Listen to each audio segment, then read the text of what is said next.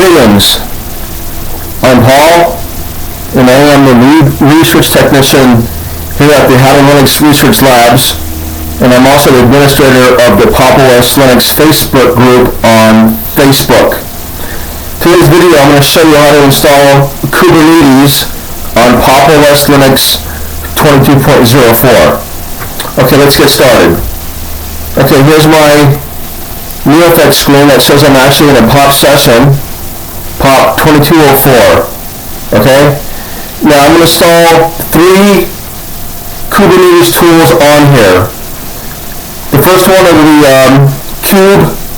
kubectl, also known as kubectl, and then minikube, and then kubeadm. And that's actually spelled kube, K-U-B-E-A-D-M. So I'm going to install those 3 tools, and hopefully that will be enough to get a meaningful learning environment set up for Kubernetes, or is it Kubernetes on your POP installation.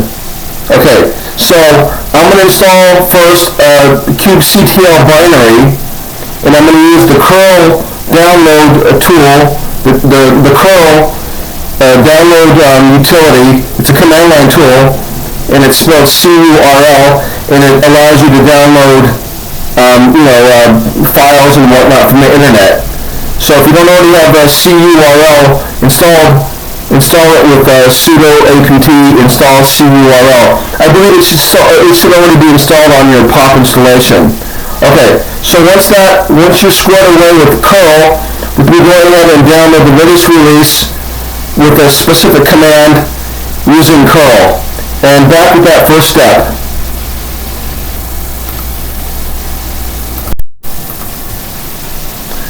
Okay, on an x86 64 based computer, this is the command to download the latest release. Now, I already have curl installed. At least I'm pretty sure I already have it installed, so let's see what happens. Don't know if I need to do a sudo, but let's see if this command like this, as it is right now, let's see if this works. And let's see if it downloads a binary file into our download folder.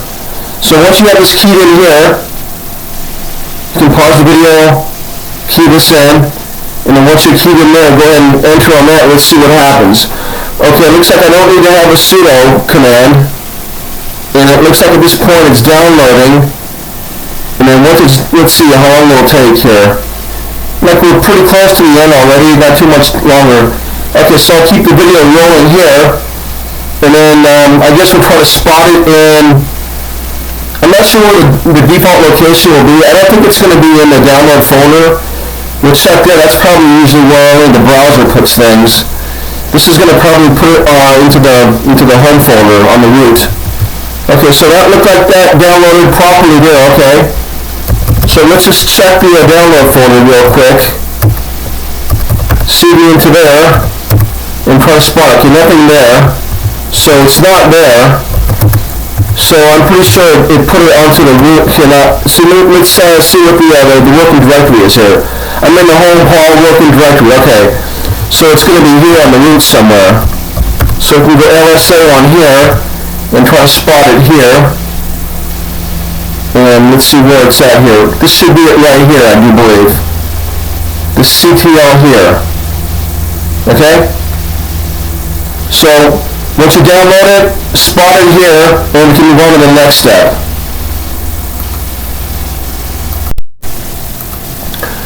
Okay, before we install kubectl, let's go ahead and validate the binary. This is optional, but it's good practice to do anyway. Okay, so we're going to go ahead and download this kubectl checksum file. So we're going to still be in the working directory of the home directory, home Paul. And I'm going to go ahead and key this command in here. We're going to go ahead and butt this up against the prompt real quick just to make sure. Okay, butt that up there. Okay, that's good there, it looks like. Okay, once you have that keyed in, this is going to download a checksum file. So once you have that keyed in, enter on that. Okay, good. looks good. No errors. Everything seems to be okay so far. Clear on that. And let's see what anything new has been added here. Okay, here is the checksum file here. Okay, so in the next step, we're going to go ahead and actually validate this kubectl binary with this checksum file here. So these two are going to be in play here. Okay, so back with that next step.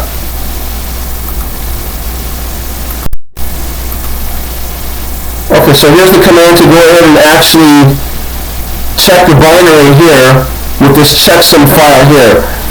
So this is the command here. I think I have it set up properly. Let's see if this is actually going to work. I'm not sure if I have it set up properly or not, but I'm going to go ahead and start with this attempt here. So this is going to check and see what's going on inside the binary here. So let's see if I have this set. Let's see if the syntax is probably correct. I'm pretty sure about that, and I think I can run it just right from this location here. Okay, let's see what happens here. If it's valid, the output should be kubectl okay. So let's see what happens here. Okay, that's good. Okay, this is what I was expecting here. Kubectl, kubectl, okay. Okay, so we verified the integrity of that kubectl binary, and if we go on to the next step and actually install kubectl onto our system securely and safely. So back to that next step.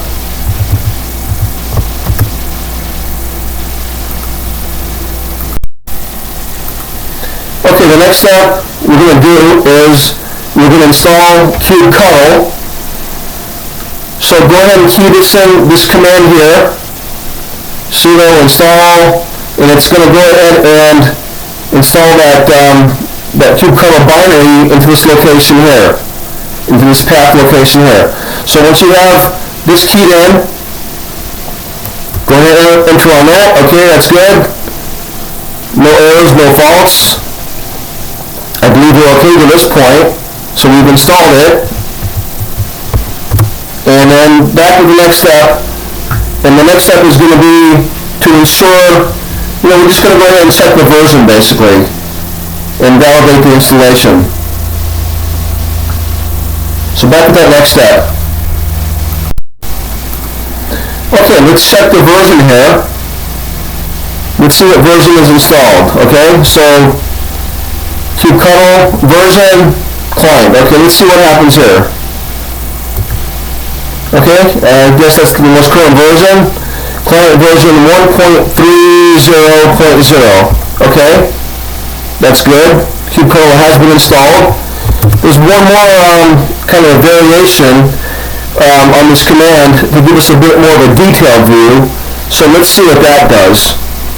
So we're just going to use these three here, and we're going to add a couple more words to it here. -- output equals YAML. Let's see what happens with this one. It's supposed to give me a more detailed view of the version. Let's see what happens. Okay, that worked. That's fine. Give you some more information here. I don't know if really a lot of it's really meaningful or important too much. So we got the version here, and we got the platform and the CPU. Okay, yeah. So this gives you a bit more output here. Essentially, the other one just gave you the version here, right here. That's Git version actually. That wasn't what we were keying in on, was it? This gives you some more stuff. It's not really giving you the client version, I don't think. Anyway, it looks like it's been installed properly, and this one pretty much verified it right here. So that's kubectl. And let's see, one more thing here. Just go by itself, and you get all kinds of usage options here. So kubectl by itself, and then you can pass some arguments and learn how to use it. Of course, you want to go to documentation on their page, Kubernetes their page, and in the documentation section, look at their basic tutorials on how to actually use it. But this gets you started with kubectl, gets it installed and verified. Okay, and then here's some of your usage here. So that was kubectl. I'm going to clear on that. And I'm going to be back with the next one, which will be minikube.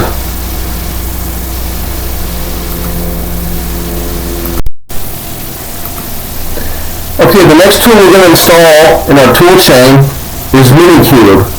And minikube is a local Kubernetes, and it focuses on making it easy to learn in the learning environment. Okay? Now for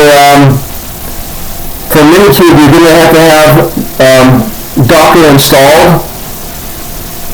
And I already have Docker installed, and I'll show you that I've got it installed by a couple of commands here. Docker-v, that shows the version. Now I can make a video separately on how to install Docker, the command line engine. But if you already have it, you're clear. If not, then I'll make a video on how to install Docker command line. Otherwise, I'm already installed, and I'm just showing you that there's the version there. Docker-v, the version, okay? And then we're going to initialize the Docker daemon, and it's already running.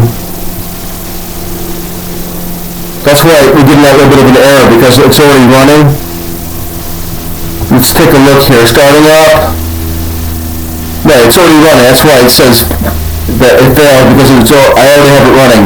Okay, so go ahead and exit on that, and then just to verify that Docker is actually working, I'm going to go ahead and run this next command here, and this will verify that Docker is actually installed correctly. Okay, and that's this command here. Sudo docker run hello world. Okay, let's see what happens here. Okay, and kind of scroll up here. Just want to focus on these couple lines here essentially. Hello from Docker. This message shows that your installation appears to be working correctly. Okay, so Docker command line engine is already installed, and that's a prerequisite for our next tool in the Kubernetes toolchain, which is called minikube. So back with the first step on how to install minikube.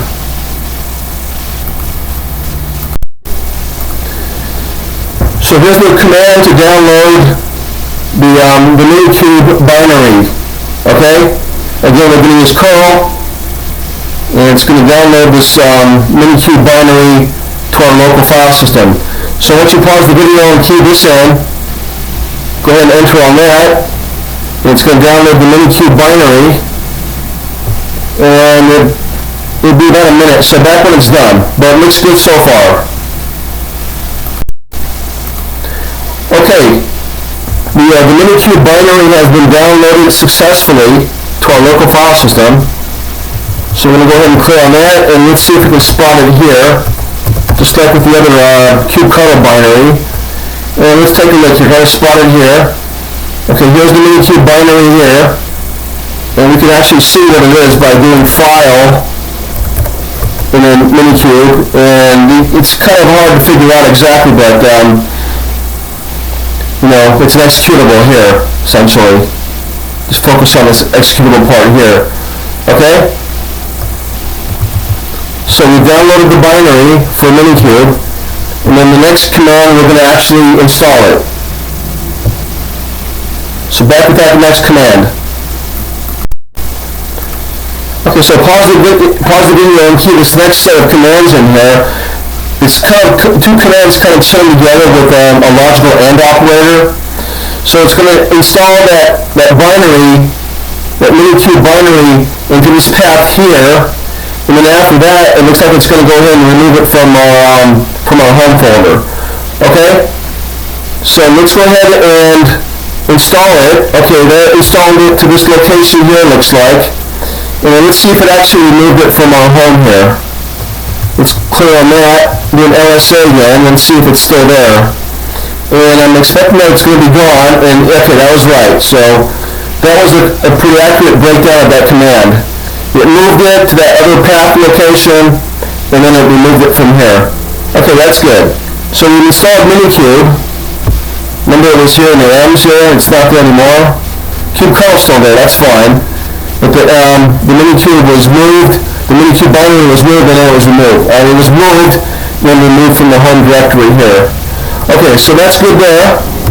And then one more step. We can go ahead and see if we can go ahead and access minikube. Get the version, and some usage information. Actually, I can go ahead and just keep it running here. Let's go ahead and just key in minikube and see what comes up. Okay, good. Looks like it's on the path and installed properly and able to access it. Okay, that's good. Yeah, I always like to take a look at the version. I don't see a V here, do I? Anyway, it is installed, and I don't really see a way to get the version here. I'm not going to spend too much time looking for it. I don't see a version here. Actually, I'm sorry, there's a version here. Okay, version. At this point, it's pretty much verified that it is installed and it's properly working, but I always have to get the version anyway. Okay, I think minikube has been installed. Okay. 1.33, okay, that's it for minikube. Go back and do one more thing here, minikube, and we're going to just see if we can start a cluster. I'm not sure this is going to work or what this is going to do at this point. We're going to use minikube start and see what that does. Basic command, we're going to pass starting to minikube, and it starts a local Kubernetes cluster. Okay, let's see what that does. Then we'll be done with minikube. So minikube start, let's see what this does. Okay, that looks good, I think. There's no errors here. I don't think you can say it failed to start. Or we might have to do some more work. Let me take a quick look at this to see if this is okay here. Okay, so we're trying to get the minikube started, right? And that wasn't working, so let's see what happens again. Minikube start. Try to start the minikube cluster. And we had some problems here. And I went through and I figured out what the fix here is. Okay, so we're going to clear on that and just follow my instructions here, and we should be able to get past all this. Clear on that, and we're going to go ahead and do this command here. Minikube start, and we're going to set Docker as the driver. But even here there's going to be a problem. And the fix for this is go ahead and add a Docker group, and then add the user yourself, your username to that group, then log out, log back in, and then run minikube start, and that should start it. Now here's the commands to actually add the group and then add the user to the group, to the Docker group. Okay? So if you don't already have a Docker group, which you probably don't, go ahead and sudo group add Docker, and that'll add the Docker group. On mine it already exists. And then go ahead and add your user name to that Docker group. Okay? And that command is this right here. User mod. Go ahead and copy that out. I think it's the same thing already in there. Well, it's the same thing, I do believe. So go ahead and, yeah, okay, that's the same thing. So user is the variable, my name is Paul, and we'll add Paul user, and then whatever your name is, and they'll add to the Docker group. Okay, that's all good. And then try to restart minikube again. It probably won't work because you haven't logged out and logged back in. So once you do all the, add the group and then add the user to the group, log out, log back in. I can't do it now because it'll kill the video. But hopefully after you've done added the group and added the user to the group, log out, log back in, and try to do minikube start again, it should work. And then one more thing, try to make the Docker the default driver. And that command would be this here. So not minikube start and then setting the driver to Docker, but we're going to set the driver to Docker but make it the default, so it'll always be like that. So it'll be minikube config set driver Docker. These changes will take effect upon a minikube delete and then a minikube restart. Okay, so once you've added the group of Docker, added your user to the Docker group, logged out, logged back in, and then set the and then and try to restart minikube. Of course, you want to set the driver to Docker, make it the default. So once you've done all that, you've set, not only are you using the Docker driver for the session, you can either make it for the session with the driver equals Docker command, or make it permanent, and this command here will always use the Docker driver. So once you've done all that, add the group, add the user to the group, and then set either driver Docker for the session or make it the default. Then once you do all that, then you should be able to run minikube start here without any errors. It's a little bit to take care of, a little bit to digest. I should have made a video first with Docker, but I'll do that later. But if you install Docker and then add the Docker group and the user to Docker, you should be okay. I'm going to make a video on how to install Docker later. Okay, so back with the next step, and the next step is going to be installing the last tool chain, which is kubeadm. So back with that. Okay, so the first step in installing kubeadm is we're going to go ahead and update the apt package index. Okay, so let's go ahead and update the package index this way with the standard apt update command. Okay, that's good there. And then go ahead and install some dependencies or some required packages here. Sudo apt install, and let's see if these are already installed or not. I'm pretty sure curl is. Let's see what else is installed or not. So we're going to go ahead and install these three packages here. Actually that looks like 4. 1, 2, 3, 4. Okay, let's see if these are installed or not. Curl is already installed. GPG, looks like it was going to go ahead and install this one here. So all 4 packages that are necessary for kubeadm have been installed or were already installed with this command here. Okay? So we're clear on that, and back to the next step. Okay, the next step we're going to do is download the key for the Kubernetes package repositories. If you don't already have this folder created, which you probably already do, if you don't, go ahead and create this here. Etc apt keyrings. Okay, and then we'll take a look inside there. Nothing there, and then once we're done with this next command, we'll look for a Kubernetes key which will be in there. Okay, so this folder has to be created if it's not already created. Okay, you should probably already have it created. If not, go ahead and create it. Okay, back to the home. And then paste the command to download the key into that folder with the curl utility, and it's going to download the key, and it's going to store it in that folder path here, okay? And it'll be kubernetes.gpg. Okay, let's take a look and see what happens. Okay, download that key. Okay, that looked good. And then cd back into that location there, and let's see if there's a new key in there. Okay, so we've downloaded and stored the Kubernetes .gpg repo key. Okay? And on to the next step.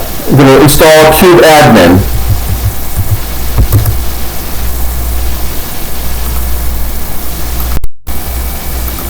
Okay, next step we're going to do is install the Kubernetes repo to our sources list. Okay?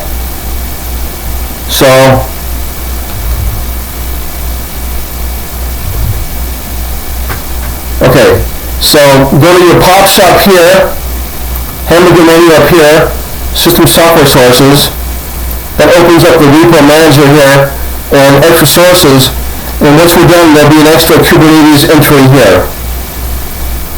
So apt can pull from there and install kubeadm. Okay, so back to the terminal, and this command here is going to install the Kubernetes repo URL to our sources list. Okay? So once you have all that keyed in, go ahead and enter on that, clear on that, and then go back here, and on the fly, it just added a new repo. Okay, good. That wasn't there before, it is now. Then you can take a look at it here. Kubernetes, it's enabled. Okay, so APT is going to pull from here to install kubeadm. Okay, we'll cancel on that. And then back to the next step, so we can go ahead and we're going to update the APT cache one more time, and we're going to use APT to install kubeadm.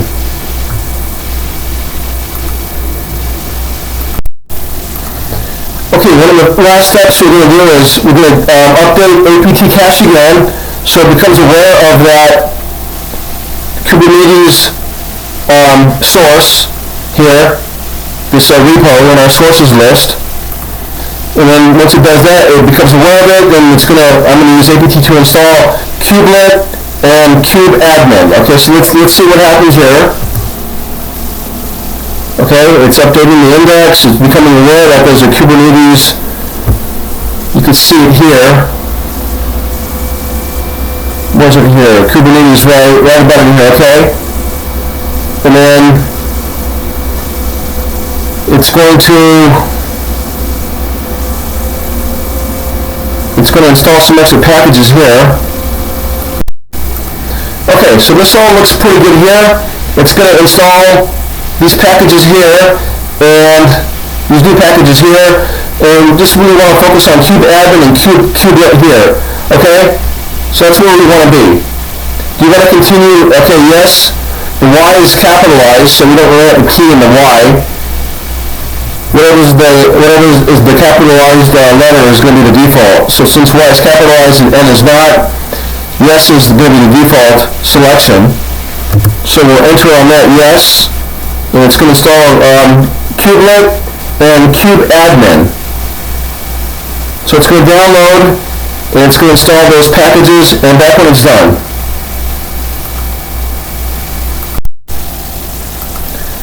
Okay, so APT installed kubeadm and kubelet. Okay, couple more steps and we'll be done. Okay, so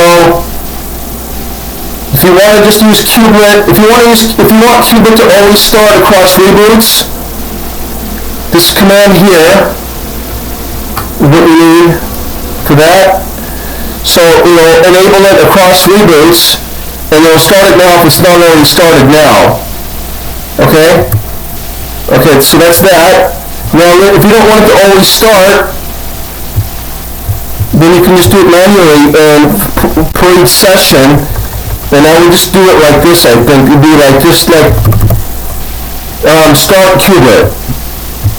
And that would just be for the session. And it's already started, so we're good there. So start just for the session, and then enable, and now across reboots. Okay? And you can always check the status of kubelet with the status command. And it should be here. Let's see what's going on here. Loaded, active. That looks good to me. It looks like it's working there. Enabled, loaded, and it is activating. Not sure if it's actually running at the moment here. I'm not quite sure what's going on here. It didn't fail, I wouldn't say, but it's going to activate later on. Maybe I want to redo it when I start. You can always come back to the system CTL status command here and see if it's actually green and running. I thought by doing start and enable, by doing enable now and start, that it should actually be running at this point. Maybe a reboot or whatever might clear that up. I'll take a look later. It says it's activating, so this might still be kind of where you want to be. I'm not quite sure. This is maybe not where I would want to be, but I think it's okay. Maybe on a reboot or whatever, this might work a little bit better, or it'll be different. It'll be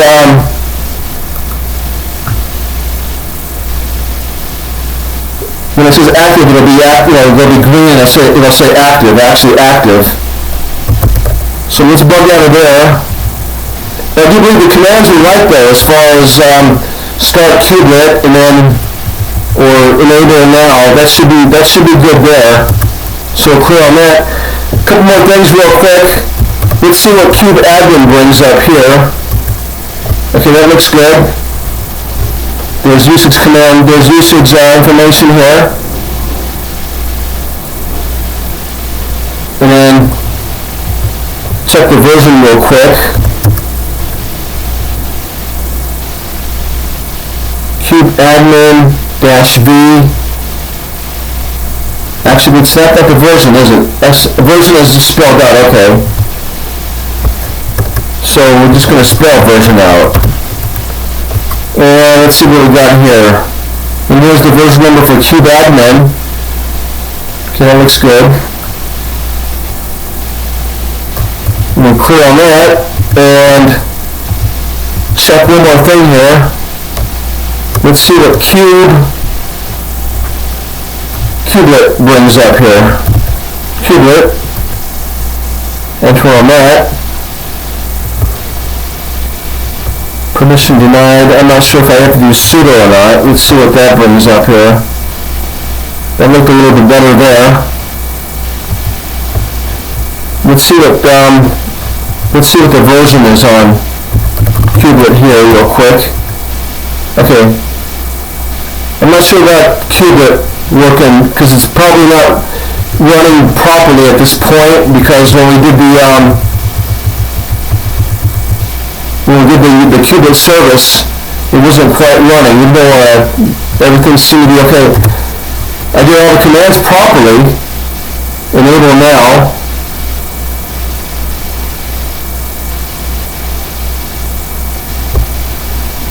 Okay, let's see what the status shows one more time. Yeah, it's still not working. Try a reboot and we'll see what it looks like after a reboot. I'll have to look into that. I'm not sure how important kubelet is, or kubeadmin. I've always gotten by with minikube and kubectl, so hopefully those will be good enough for a learning environment for Kubernetes on Pop! OS Linux 22.04. Okay, so that was how to install kubectl, minikube, kubeadmin, and kubelet on Pop! OS Linux 22.04. And I am Paul. I'm the lead research technician at the Ohio Linux Research Labs. And I want to remind you to like, comment, and subscribe. And until my next video, happy Linuxing.